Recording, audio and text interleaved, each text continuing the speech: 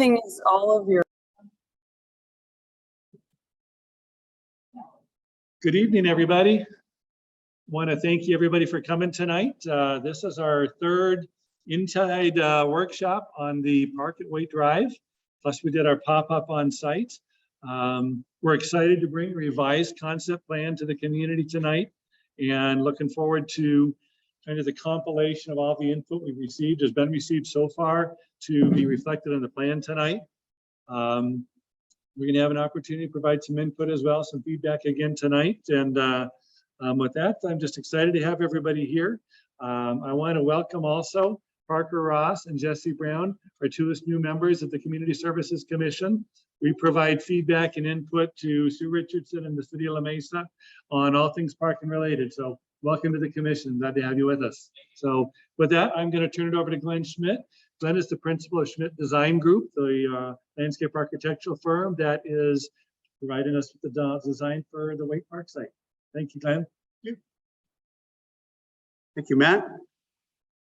Hello, everyone, in person and online. We're doing a hybrid meeting tonight, which is exciting. Let's see if I can advance my slides. There we go. Here's our agenda for tonight. I'll be facilitating. I'm going to talk a little bit about Zoom protocol for folks. We'll give you an overview of the site and our process that we've been through with the master plan to get to this point. And then we have our draft master plan to present tonight, and order of magnitude cost, and then we're here to get your feedback. I wanted to introduce, you know me, I want to introduce Julian and Steve from our office, who will be here listening, taking notes, and they've worked really hard on this, so I appreciate their efforts. Thank you. In terms of the folks on Zoom, during the time when we have questions and discussions, in the lower portion of your screen, there should be a reactions button. So hit that, you'll see a raise the hand tab, hit that, and we'll recognize you. If you could hold on speaking until we recognize you, that would be terrific. So here's our process to this point. We first met on March 16th and got some very interesting, great feedback. We had a community input survey that was out and online from almost a month between March and April. And then we took that feedback, developed some vision and guidelines, and then came up with a couple alternatives. We came back with a couple alternatives in the middle of June. We also in June had a pop-up event on site, as Matt mentioned. And then we came out with more survey feedback, more emails and such. So that brings us today. We're going to kind of go through that process and how we got today. We have an exciting alternative to show you today. You probably already know that the site is at Murray Hill Road and Waite Drive. It's an empty lot right now, a little under 3 acres. And we have single family homes along the west side and quite a slope up to Murray Hill, which is pretty steep going toward the north. North is toward the top of the screen. We have some existing trees. We have some salvaged trees on site that provide interesting character, perhaps we can use as we move forward. We'll show you how we might utilize those. And then, so getting to our first workshop, that one was completely online. We talked about goals and objectives. We got a lot of feedback about what people are interested in. And from that very beginning, we had this this consensus toward something more native and natural that came out of that first workshop. Then we had our online survey. We had almost 300 respondents to that. Quite good participation. A lot of those folks use parks throughout La Mesa weekly. Many of them live within walking distance of the park as well. Many of them had children under the age of 18. During that survey, we also asked folks what they might like to name the park. And so we got a lot of ideas for naming the park. And I think, Matt, isn't your commission going to be reviewing those names at some point? Yeah. Yes, At some point. at some point. Yeah. So that was great information that we got from folks. One of the most important questions, I think, is your vision for the character of the park. And this came out really strongly, native and natural. And so if you look at our themes and our design, that's really a big driver for us, is native and natural. And then the next most popular response was full of activity. And then quiet and peaceful was number 3. So we are accomplishing all those things. Now this is a word cloud, I think it's called, where we take the greatest responses and they're the largest font on this exhibit. So a lot of people were interested in a playground, in shade, in safety, dog park, walking trail. Homeless was a big part of what we heard, concern about homeless. And then we said provide additional thoughts, and the homeless and safety concerns came up really strong. So these are all things that we're considering in our design. I'll show you how we are addressing those concerns. And then we had very specific, whole bunch of list of different amenities. The green bar is answers of high priority. So high priority were groves of trees, paths for walking and jogging, security lighting, children's playground, group picnic structure, public restroom, gathering for events and parking and so forth. What we're able to accomplish with all those is everything except for what we've got a little red X by. So in our alternative, we have all these different amenities, but we weren't able, it's only so large, we can only include so much in the park. So most of what was requested, and certainly the most highest priority, were included. So from that, we developed some guiding principles. And so number 1, native, natural, sustainable, providing visitors the opportunity to connect with nature. And that will be conveyed with our plant list, for example. That would be a lot of native plants, a lot of Mediterranean plants that provide pollinator pathways that promote our biodiversity in our region. So that was very important. And even you'll see our playground, our play equipment is native and natural in character. So that's really going to be the signature, the visual identity for the park. Provide multi-generational, multicultural experiences. Is safe and comfortable environment full of activities, eyes on the park. And we talked a lot about this, the theories behind CPTED, which is crime prevention through environmental design. Thank you. And so that, making sure we have good visibility so you can see when people are out on the park, activities that will bring people to the park. So we increase those eyes on the park. The next is next is promote health and wellness with opportunities for exercise, play, and social connections. Provides opportunity for contemplative and quiet reflection, and is sensitive to our nearby neighbors and residents. So those are our guiding principles, and I'll refer to those as we go along.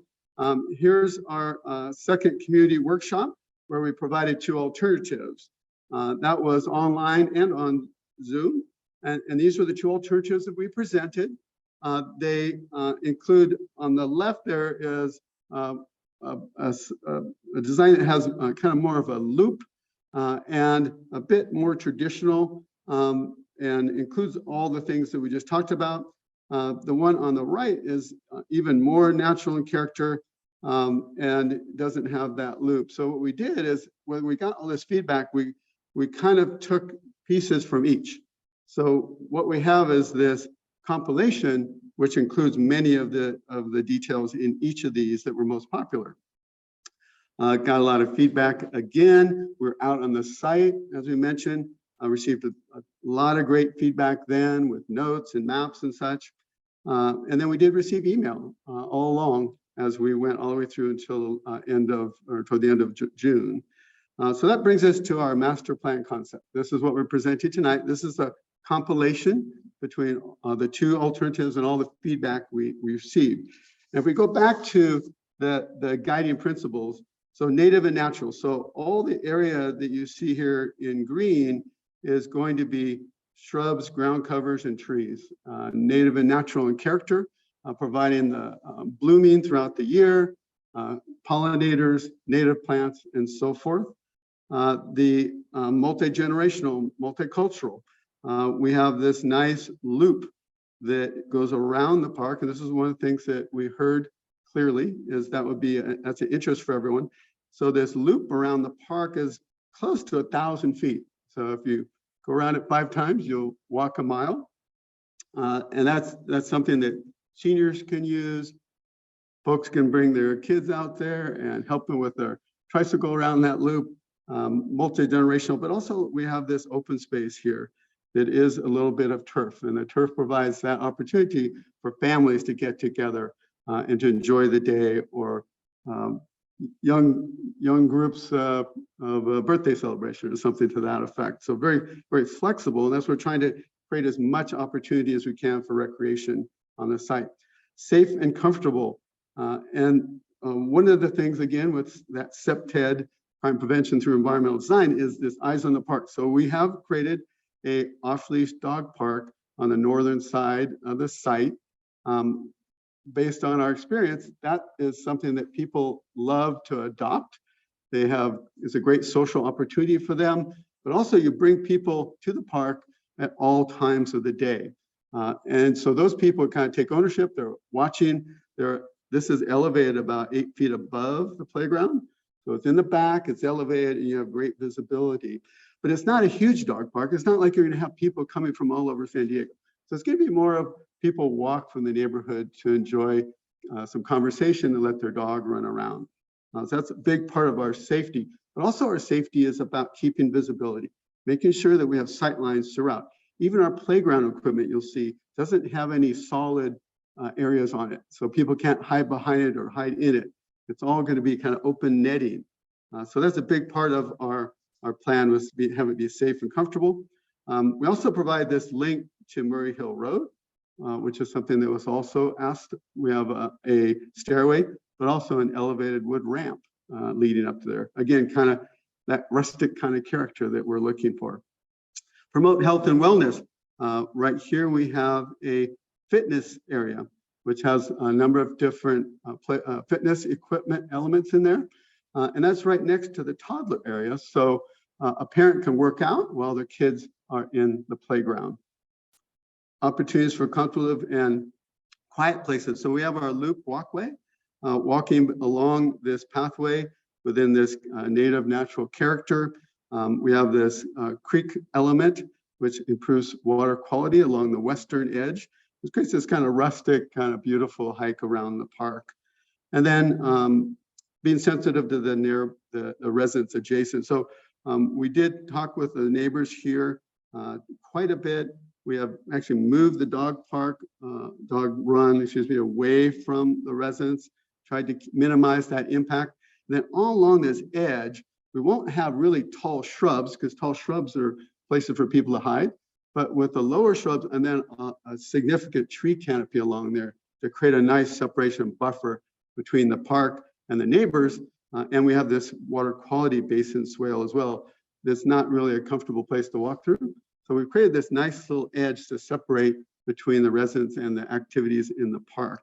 So I'm going to kind of walk through this. Now, this is a 3-dimensional illustration of the park to give you a feeling for it, because it has so much elevation change. It's hard to see it in 2 dimensions. So, and I'm going to be kind of referring to that, and I'll be kind of zooming into certain areas as we go through the presentation. And this is also a section here. This line here shows where that section is taken. And you see that elevation change is very significant. Kind of a fun element. We use that in the playground, where we've got a climbing wall and a ramp up here to a bridge to a real tall structure within the playground. And this is our access to Murray Hill Road as well. We've done a gradient drainage plan, and the stormwater that collects in these flatter areas is routed to our basin on the west side. And that provides water quality improvements. It filters the water with both the soil media and the plant material that uptake the pollutants. And then, kind of like I would say, kind of our central feature is this playground that has this natural theme to it. And there's a company, Earthscapes, that does these really interesting sculptural natural looking playground features. And this tower is what we're thinking that would be this really neat feature as you walk in, you see it. It'll be about 24 feet tall, quite tall and quite beautiful, along with a lot of different elements within the playground that are natural and provide great challenge for children at all levels. We have a toddler area over on the west side, and we have a school age section all through the eastern portion as well. But these are just some character you see on the upper right here. That's the netting of that tower. So kids can climb up through there, and it's divided so they'll never be able to fall more than about 6 feet. That's safe, you know. They're not going to fall 24 feet. I guess is the point. And then here's some of these different elements we can include. Even the climbing wall would be a series of vertical wood elements. So really organic and neat and really iconic and very memorable visually. So that's a big part of kind of the wow factor that we want for this park. You come in, you see this great collection of natural play features. And then the dog run is elevated, as I mentioned. It's about 150 by 60. So it's not huge, but you know, you can throw a ball in there and your dog can get some exercise. You can enjoy chatting with your neighbors up there. We're proposing decomposed granite surface, not a turf or a synthetic turf. That we heard that loud and clear, no synthetic turf. Speaking of the turf area, we have this turf area. Again, it's not real big, about 100 by 80. You could throw a Frisbee, you could kick a ball around. It's not going to be used for any kind of league play or really organized sports. It's more just for being flexible.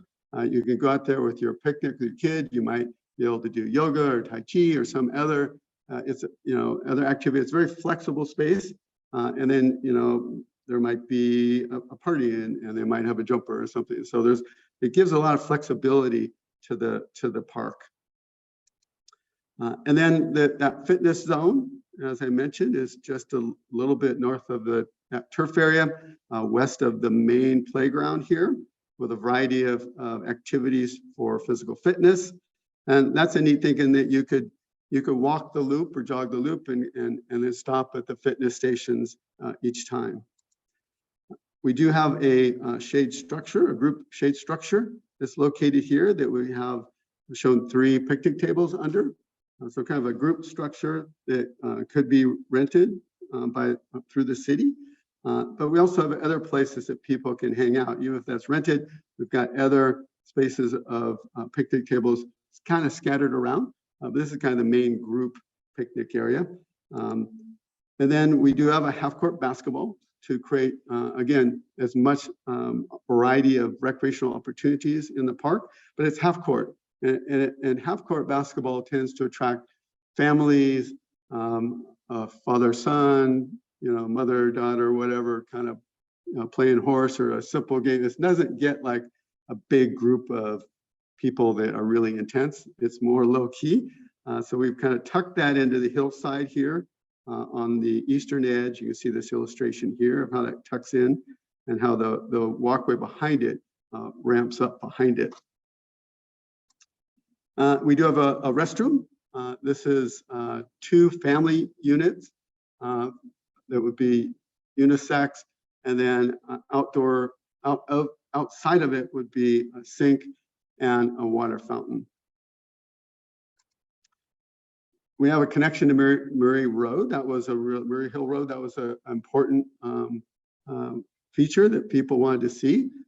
It's a significant elevation change, so we have a lot of ramping.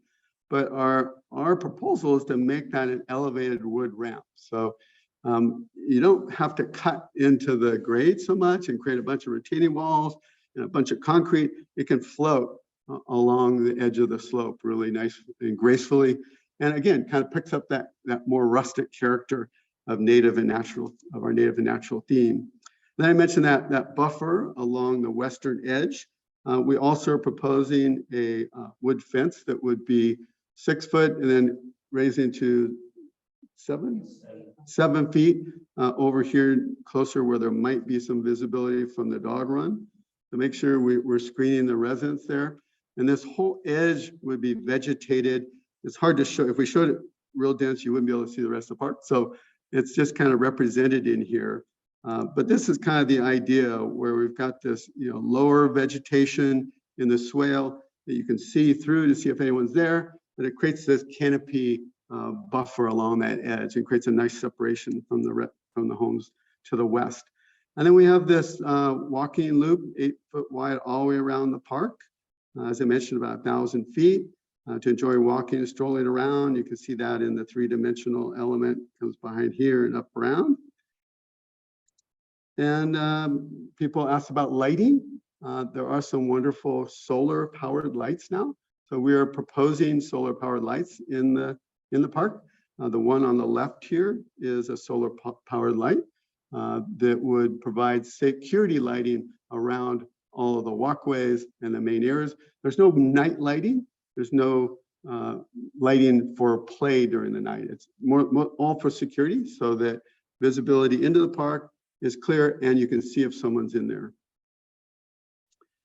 And then our plant palette is evolving native, natural elements that bloom year-round, color, texture, so that it really becomes this really interesting walk around the perimeter of the park with fragrance, with texture, all those great things.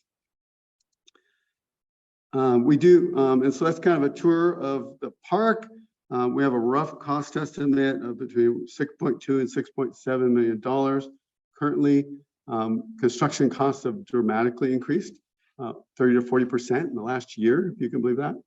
And this is today's cost. So when this is built in the future, escalation will have to be accounted for. And that's a tour of the park. So at this point, we can open it up for questions. Do you have any comments, Sue? Sue Richardson, you want to, no, add anything? Matt, you want to add anything? No. Very nice presentation. Thank you. So what's that? Nice, she loves it. Yeah. We have a mic up here. Could we kind of line up, queue up here? I have one online ready too. We have one online ready as well. So we'll get to the person online in just a moment. So if we could give this a try. We'll do every other one. Okay. So I think Matt, you had your hand up. No? Okay, perfect. Yes, sir. Oh, sorry.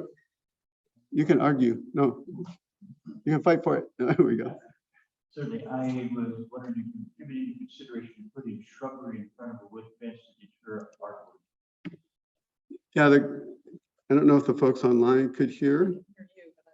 Yeah, so the question was about putting shrubbery in front of the fence to deter people from being up against it to decorate it. Correct. And certainly that is the plan. Okay. And that swale element, the bioretention there, is not super comfortable to get through, especially in the wintertime when it's wet. Have any consideration been made for the local police department having access to cameras near the restroom? The other question is about potential for cameras near the restroom. And we certainly will consider that. We don't have that listed right now. We did. But, and we can, yeah, go ahead, Sue. I'll jump up here. Sue Richardson? We did have cameras on our list and our notes, and so we are committed to putting cameras in the park, not just at the restrooms and possibly in other spots throughout the park. But so let's make sure that we note that, because we do plan on putting cameras at the park. Yeah. Mm-hmm. And then Brett, we see you online. We'll get to you in just a second. I see your hands raised. I actually have 3 questions. Three questions. Okay, question number 1. My first is not on the map. Will there be benches along that walk? Because I heard you say something about seniors, and that might. Yes, my needs are. the question is about benches. We do have benches looped around, and we can show you on the plan this year. But yes, we have benches at regular intervals around that loop. Yeah. My second, my right speaker. I have some issues with that shade structure because it doesn't look that shady. So I'm wondering why the pergola instead of something that provides. I have some guesses, but I would vote for solid shade. for listening to signs online. Yeah, that's a great question or comment. The comment was, couldn't that shade structure provide more shade and maybe be a solid structure? And yes, it's really kind of schematically shown right now. We will get into more detail, and we certainly can provide a solid cover if that makes sense for the city. So yeah, it's just kind of a placeholder right now. But yes, that's a great comment. Thank you. And then my last question was just because it looks different on the two renderings. This thing along the west side, will it actually have water? One of those, it looks like a little stream. This one looks like it's covered with rocks mostly. So what is the, also, what is it called, bio basin? That may be a. Yeah, yeah. I don't know if it's a better place for that, but Yeah, that is all. the question was about the bioretention along the west side there. And we have something similar at Briarcrest Park. You could go there. The area that is a central core, all the water goes to that. So we weren't necessarily going to do that here, but there will be water in it right after a storm, but it will percolate down. The media that will be is a high percolation rate media. So, and have drainage underneath. So it will not have water for very long, maybe 24 hours, but it will have some water into it. And it is capturing water throughout the site and bring it there so that it provides water quality improvements. Then it goes into a drainage system that eventually goes out to the municipal system. So it's not meant to hold water. Yeah, so we had someone online. Let me hold the mic here. Go ahead. Yeah, hi. You mentioned the wood fence along the west side. What about the north side fence? The north side fence is wood for a certain distance. Do you remember how far it goes? Like 80 feet? How long distance was? To the corner house. It goes beyond the corner house. Okay, I meant the corner house, so that's Okay. what my concern was. So. Yeah, Brett. Yeah, we've met, and that's our idea, is to Okay. screen you, and then once we're past your property, it goes to a chain link. Perfect. All right. I like the plan. Looks great.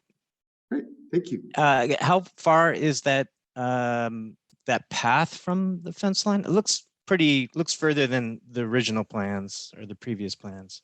It is farther than the original plans, and I can have Julian run over and measure real quick. Yeah, that's okay. No worries. It looks.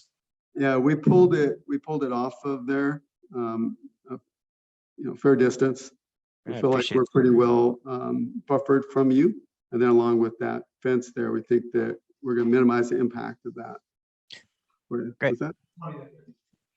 About 20 or 30 feet. Oh, okay, that's fine. Yeah. Great. Thank you. Sure. Thank you. We have someone else here. Look, yeah. I have two questions. So the first one is about the water retention.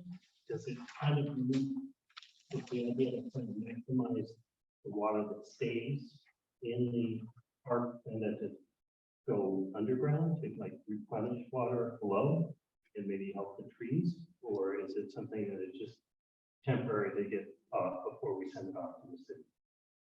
The question is about the bioretention and whether it's meant to percolate into the soil or just kind of be held and then allowed to run off the site. Am I paraphrasing that correctly? Yes. The final determination will be based on a geotechnical investigation. If our geotechnical engineer tells us we can percolate into the native soil, we can.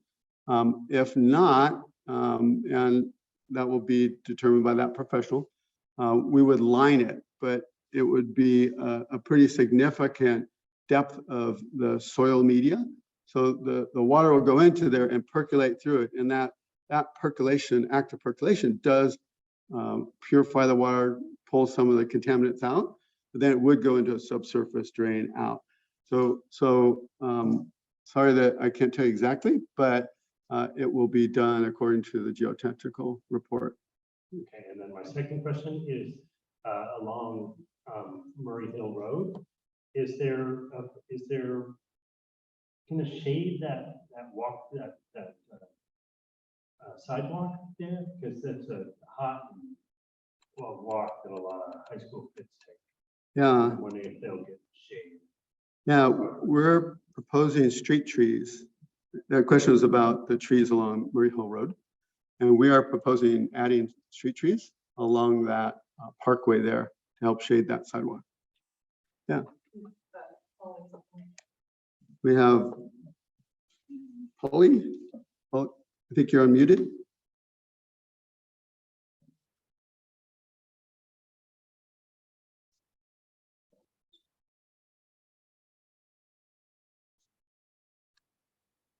Polly, you're still muted. You might check your Sorry, computer. I'm sorry. There you go. There you go. I had spoken, I think, at the first one and asked about roller skating. And the one thing, because I think you guys are connected with Savita, is to make sure that all the joints in the concrete are smooth.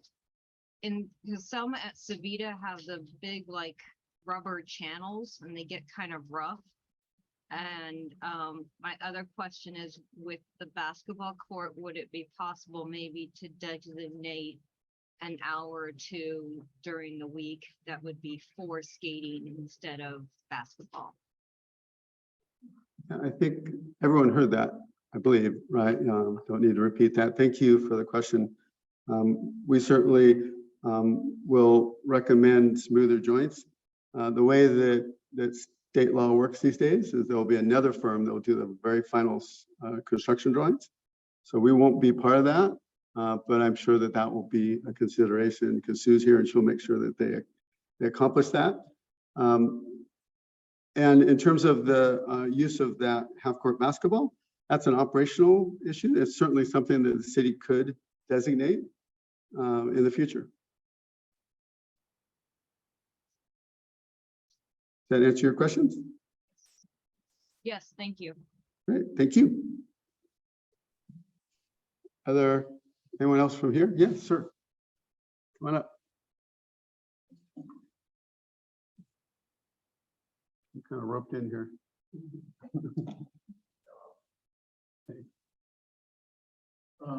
I'm sort of new to this and I'd like to be brought up to date. Well, three different questions. That I've got. Number one was, what was done or is being done about the fuel tanks on the property? First question was about fuel tanks on the property. I believe they've gone through an environmental process. Go ahead, Sue. Yeah. So the question was, because that used to be a previous public works yard and there were fuel tanks in the ground on the site, and there was a county site before. In 2012, right before we purchased the property, the county of San Diego it went through a brownfields cleanup. And so all of that was removed and the soil had been tested before we purchased the property. So the tanks are gone. Yeah, yeah. So all of that was, and the site was, the soil was cleaned and everything. Yeah, before we, Number two, the bio drainage system that you have. That's there. To be honest with you, I can't even understand why the city would consider that, considering all the groundwater issues they've had on Waite and Harris down through there. They've got significant groundwater issues there to this day. And to let all that water soak into the soil in the ground there is just going to make it even worse. I would think they would put that into the storm drains immediately. And I can't believe that an engineer would think any other way on that. All you have to do is walk down Harris Street during the winter, pop the lids on all the water meters on the sidewalk, and they're full to the brim with water. There's water running out from under the house foundations, driveways that are broken up, and things like that. I would hope that they do not use that system. That's a major concern for the people that live on their street or own properties in that area. Certainly, yeah. Thank you. That's a good question and a good concern. And the concern is, for those that didn't hear it, is that there's a lot of groundwater, there's a lot of water issues in the neighborhood, and allowing water to percolate in the soil could cause potential problems for the area. And a couple things. The first response is that we're required through the Regional Water Quality Control Board to take some of our water. About 5% of all hardscape area has to be treated. So this is part of our requirements to build the park, is to provide bioretention. So we are meeting that goal. We'll probably have more than we need. But again, my first comment before was that this needs to be cleared by a geotechnical engineer, and they will do borings out there, and they'll determine whether we can percolate in the soil. If we can't, which sounds like it's likely that will be the conclusion, It's all is, yeah, I understand. So that's a detail that will be determined during the next process, which is the more final construction drawing process, which is really getting down to the engineering of it. We're providing the global design, which will then be taken to a much higher level. But frequently in our projects, there is a liner under these swales.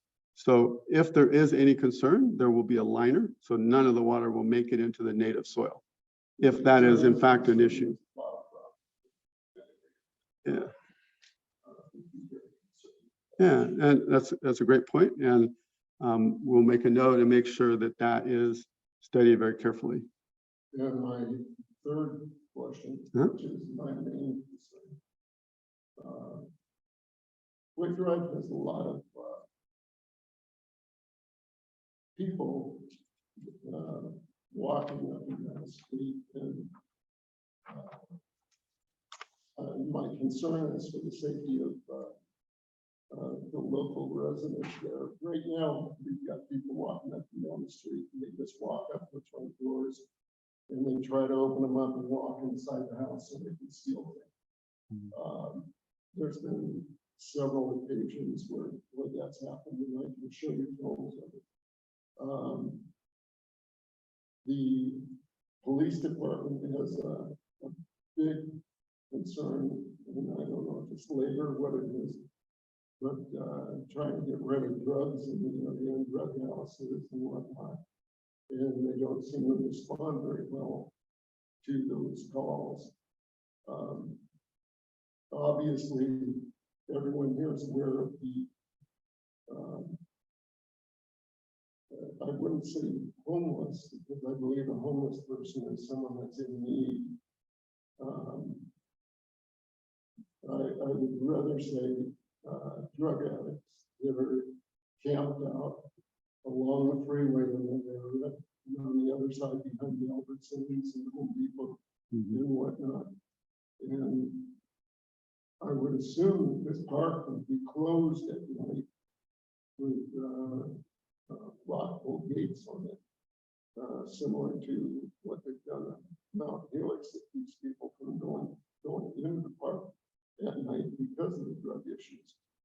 And I can't for the life of me believe that this park is not going to have significant drug problems at night. And I've already had tenants tell me that if this park goes in, they're gone.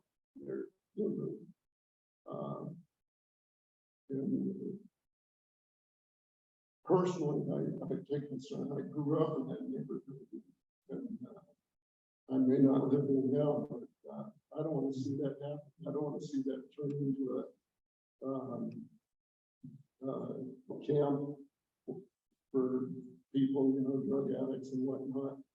And I know darn well that the Mesa Police Department is not going to be concerned enough to put a police unit in that park all night, every night to stop that kind of stuff. And I know from experience that when people are dealing drugs on the street right there, they don't respond in a timely manner to it.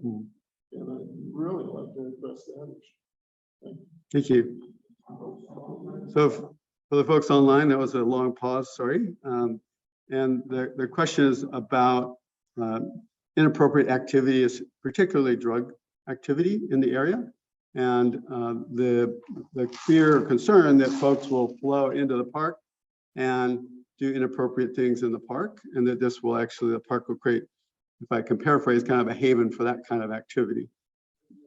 And he guarantees it. And so the thing that we're doing is several different things, which I've mentioned, which is providing activities that would draw people to the park. Because people are doing inappropriate things, they don't like other people to be around. They like to have a nice quiet place, ideally hidden from view, so they can do what they want to do. But so what we're trying to do is create more eyes out there, so that if someone is out there doing something inappropriate, folks will be there to intervene, to call the police, whatever it might be.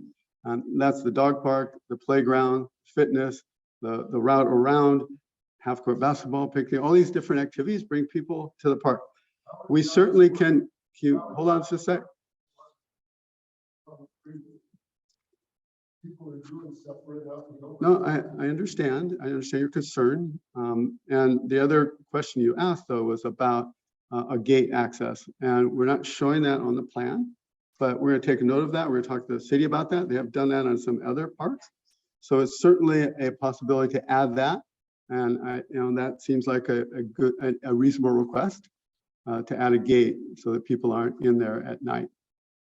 So we can't necessarily solve the global social issues, but we can do our best to provide a place that is not going to be easily used for people that want to do things inappropriately.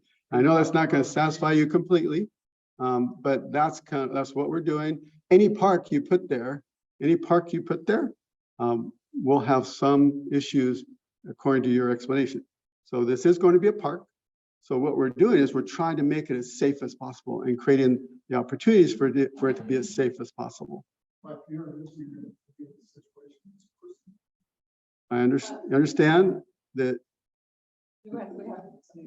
Yeah, someone else is waiting online. So I understand your concern. We've noted it, and it's definitely an important consideration because we've heard it from other folks, and we're trying to address it as best we can. So thank you for that. I'm sorry that's not totally what you wanted to hear, but we're doing the best we can because we know that this is a potential issue. So thank you. So you have someone else online? Is it Susan? Yes. Go ahead, Susan. This might be a question more directed to Susan Richardson, but how much money do we have available right now to build the park? And when do you anticipate actually breaking ground for this? I guess we have to have more construction plans, but do you have any idea what the dollar amount is and how much is available and when can it get going? Go ahead and answer that. Yeah. So currently we have funding to design the park, which would be the engineering and the rest of the studies that Glenn was talking about. And then to do plans for design. We have no money right now for construction. And so the couple of short-term ways is to continue to get grants. This master planning phase was funded by State Park and Recreation through Dr. Weber's office. And so and she has her eyes on this park as well. So as we get further down, we have the possibility of getting additional State Park and Recreation Department funds for this. Raising the park development fees is an option, and that was something that City Council had considered earlier this year and decided at this time not to increase those fees. They have not been raised since 2015, I think was the last time I had sent you a message about that. So that's an option, is to have developer impact fees increased. And then, the next is looking at tax, other measures like that. So currently 2005 was the last time the development impact fees are. So when people build a new development to pay in, we're still at 2005 rates instead of 2022 rates. So our pot of money doesn't grow very quickly. So to answer your question right now, Susan, there's zero funding for this. We're looking to do a citywide park master plan in the next year. And as part of that, we'll identify projects at all parks for improvement and renovations and things, and basically have a shopping list for every park in the city. And then as we look at, what that will cost, system-wide for our whole park system, then we'll look at other options as possibly going for a bond to the voters to see if they'll fund improvements in more than one location, including MacArthur Park with the pool, with, you know, other parks that desperately need some updating and renovation. So right now, there's no funds for construction, but there is funds for design, which will be the next phase after the master plan. Thank you. Yes, to the back there.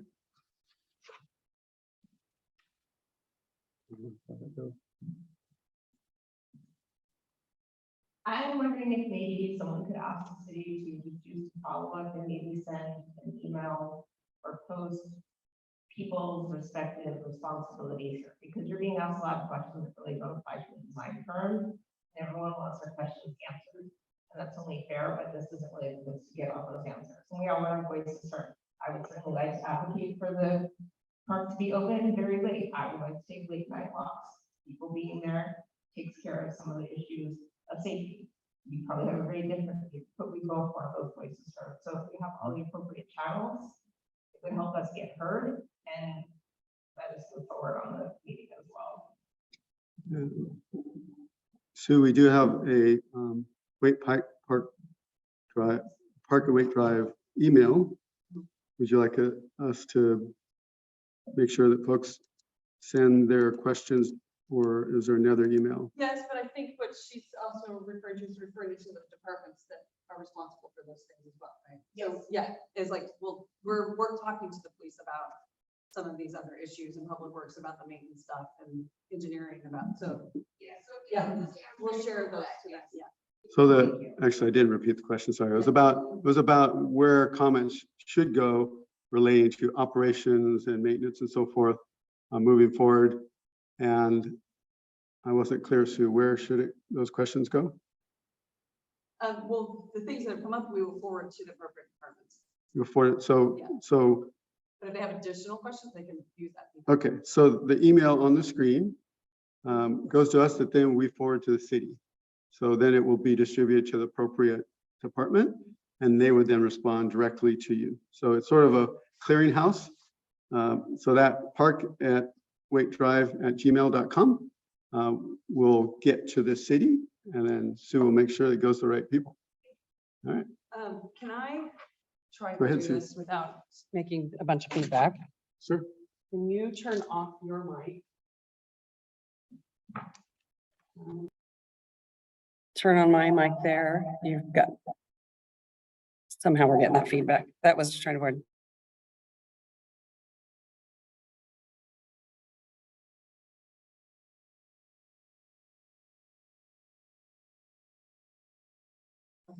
Can you, am I still getting the feedback?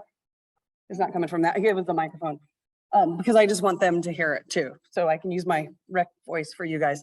So there was a number of just Q&A answers that came in while we were here, not hand raised from the people out in Zoom. So I'm gonna read them real quick, and then so we can have them for the record. And then if I can provide an option or an answer, then I will do that.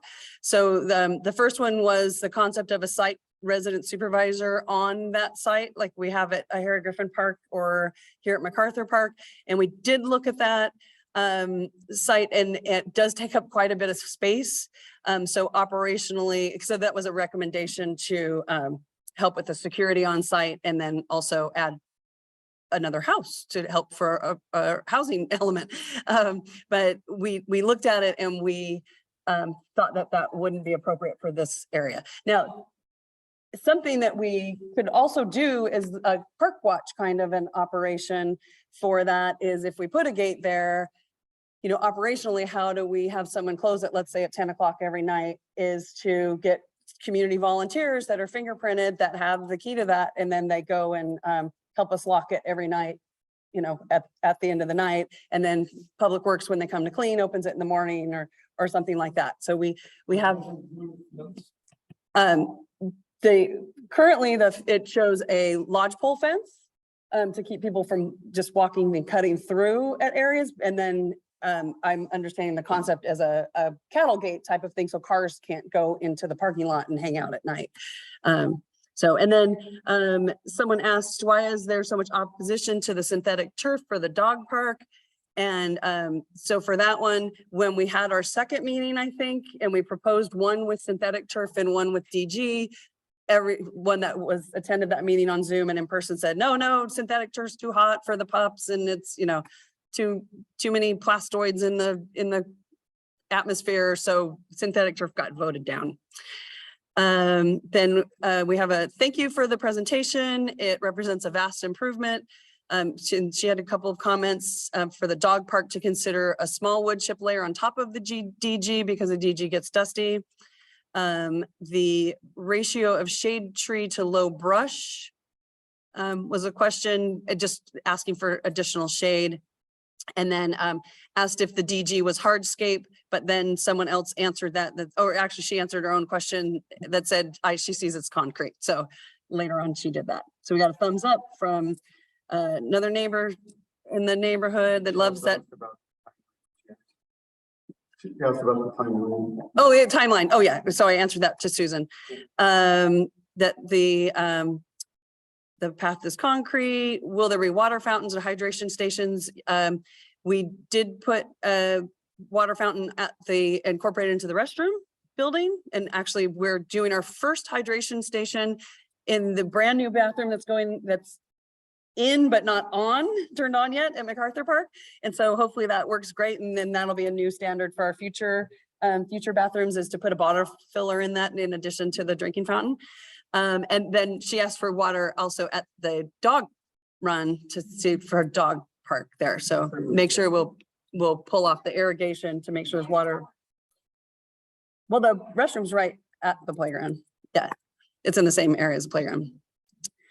And then,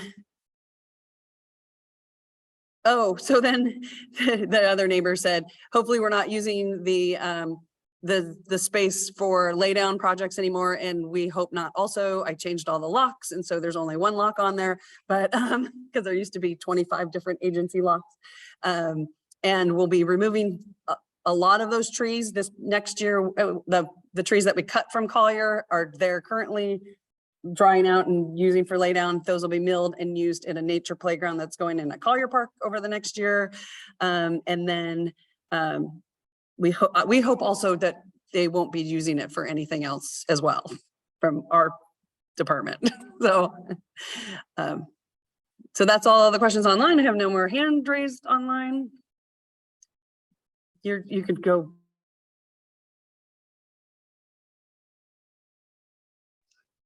Okay. So I'm unmuted now. We have another question. Let's go with you first, then you'll be next. Okay. Oh, you have the mic there.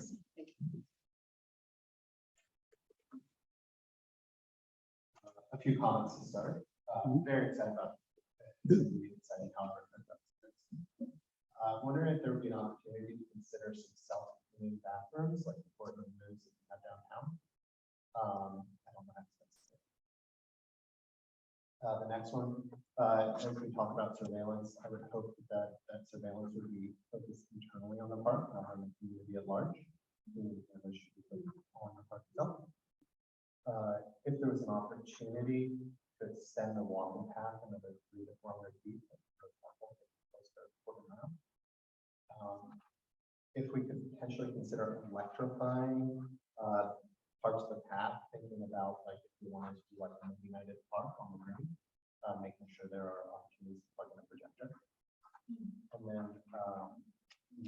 option playground, parking, lawn, dog park. Is there any estimate on the percentages of the costs that are going to be dedicated to the different components of the project? So we're going to unpack that one by one. So thank you for the compliment to start with. The self-cleaning restrooms are not proposed at this time. I know that they have them in the Portland Loo. They tried them downtown San Diego and they failed. We would hope that we have quality maintenance, and I'm sure we will. That's just an ongoing maintenance and operations issue. It's just a public restroom. It needs to be maintained and cared for. The second question was about surveillance and privacy. And that is something that's very important for everyone. So I'm sure whatever surveillance occurs will be considerate of not of being very internal to the park and not including the neighbors. Then extending the walkway, we'll take a look. It's I'm not optimistic, but you can get out to actually on the loop. You could go out to Waite Drive and up onto Murray Hill Road and then down the ramp, and you're going to get your mile in and a lot of good cardio too. So I know that we've done some other stairways like that and beach access and things, and people use them for boot camps. They go up and down the stairs. So there's going to be lots of opportunities for exercise in this park for sure. The electricity near the open space is a great idea. We'll make sure that we've included that in our notes for other activities. And then the percentage of the different elements. The playground is, I would say, the most expensive. The dog park might be, certainly less. The turf area is inexpensive. The elevated ramp will be very expensive. So in terms of percentages, I would say the elevated ramp and the playground are the most expensive features on the park, if that helps. Thank you. Thank you. Someone else had their hand up. Yeah, hi, thank you. Excellent presentation. There's a lot of wood and wood products and timbers involved. What's the typical life span for those items? When would they have to be replaced in what period of time? The second question is annual maintenance for a park this size. Parks are great, but once they get run down, they tend to degrade. What would typical cost for annual maintenance? And last, could there be a small water feature for children during the summer, spray for them to run through? Kids would love that sort of thing. I know that there's a drought problem, but just spray for them to run through. Thank you. Yeah, the first question was about the wood elements and how long those might last.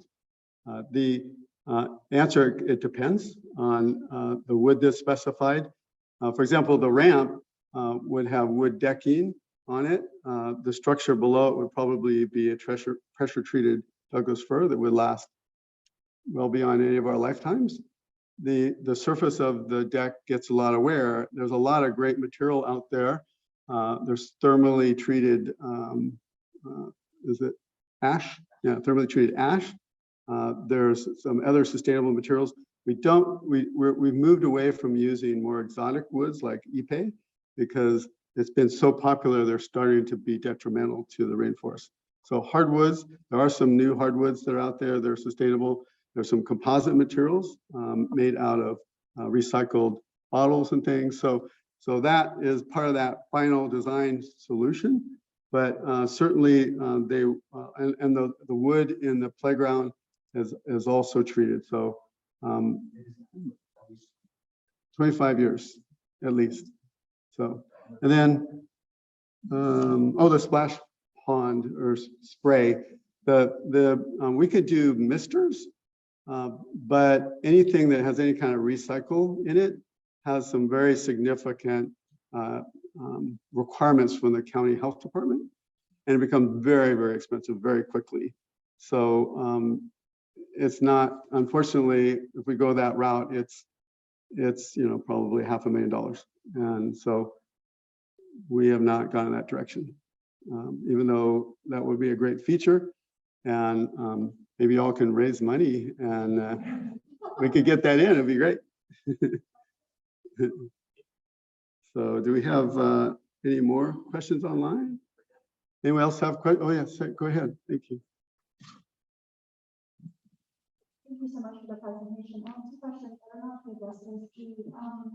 The land underneath the playground, is that going to be full? Is it going to be like, what are you going to have that for children in terms of maybe absorb it or stay tall? And the second question is parking. I noticed you said there's parking spots that parking lot on the side of the street, or is it possible for you to extend parking complex? Especially since a lot of people have the, Yeah, yeah. some differently able, parking spots for folks that are, needing a handicap. Yeah, the first question was, and I left this out, so thank you for reminding me.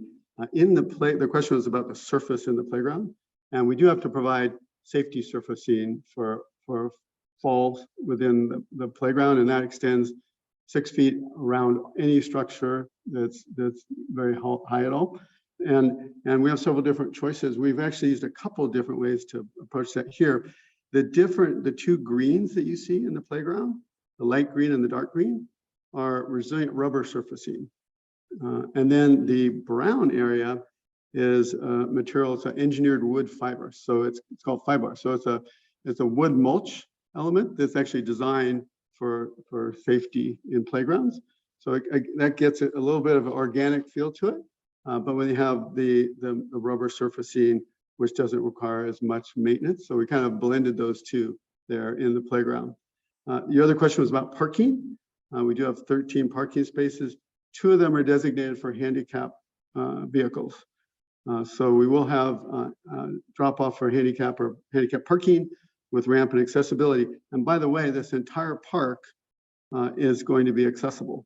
And we have graded it in a way and calculated the ramps that it will be able to be navigated by any folks with any kind of disability, even all the way up to Waite Hill Road. Now that might be tough for them to go higher on the road because it's a little bit steeper than code, but they still can get up there and continue if they like. So hope that answers your question.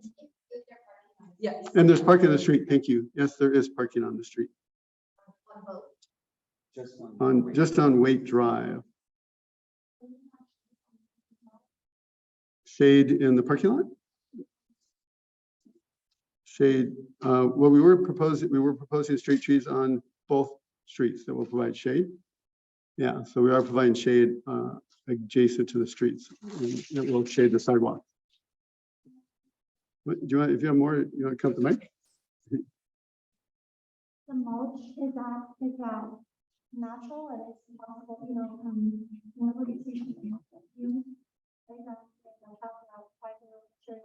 don't know what it's made out of, but especially when kids fall on it.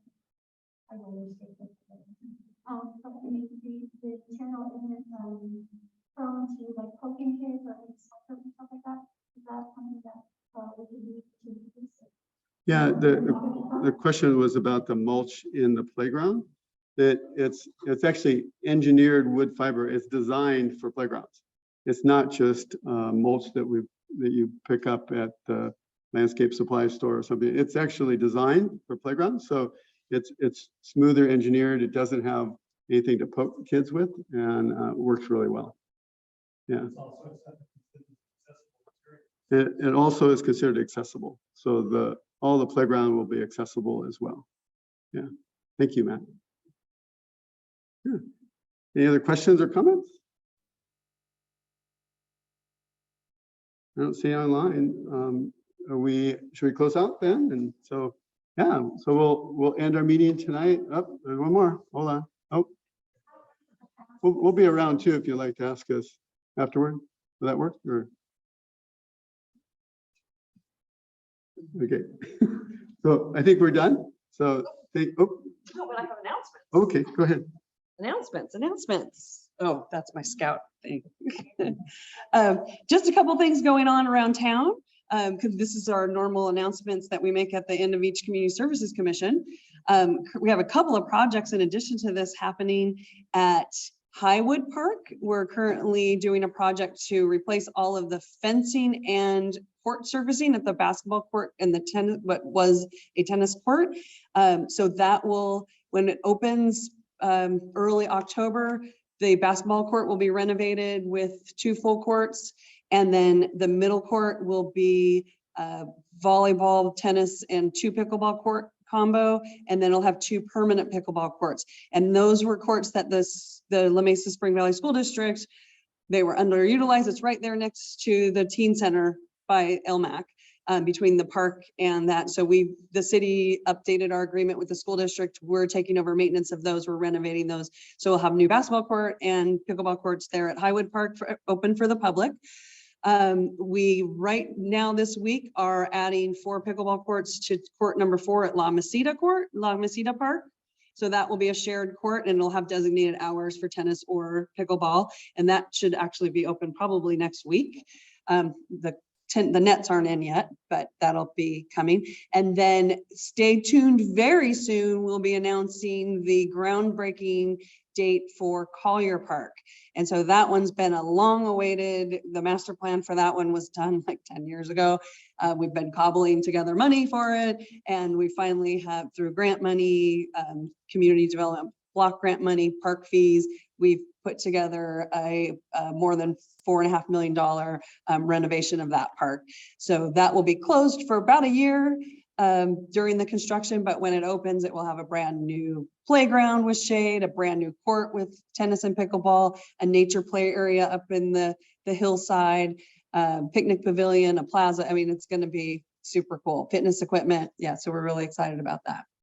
So.